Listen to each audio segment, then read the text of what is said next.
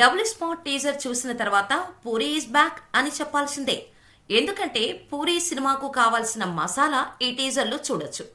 అదే స్టైల్, అదే జోష్, అదే ఎనర్జీతో దుమ్ము దులిపేశాడు రామ్ పోతినేని.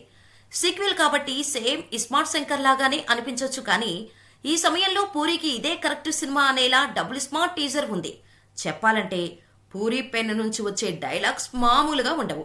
అలాంటిది హీరోకి నత్తి పెట్టి లైగర్ సినిమా తీసి బిగ్గెస్ట్ డిజాస్టర్ అందుకున్నాడు పూరి. అయితే డబుల్ స్మార్ట్ టీజర్ మాత్రం పక్కా పూరి స్టైల్లో ఉంది. కానీ ఈ టీజర్లో బూతులు మాత్రం కాస్త గట్టిగానే ఉన్నాయి. చెప్పినట్టే డబుల్ డోస్ ఇచ్చేలా ఉంది teaser. Mani Sharma background score highlight గా నిలిచింది. ఇక iSmart Shankar alias double smart Shankar అంటూ రామ్ చేసిన రచ్చ మామూలుగా లేదు.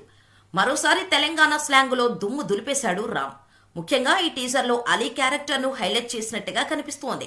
మామూలుగా అయితే పూరి ప్రతి సినిమాలో అలీకి సెపరేట్ క్యారెక్టర్ రాస్తుంటాడు. ఈసారి డబుల్ స్మార్ట్ లో అలీ ట్రాక్ అదిరిపోయేలా కనిపిస్తోంది. అలాగే గ్యాంగ్స్టర్ గా సంజయ్ దత్ స్టైలిష్ గా కనిపించాడు. ఆయనకు యాక్షన్ సీన్స్ బాగానే ఉన్నట్టు తెలుస్తోంది.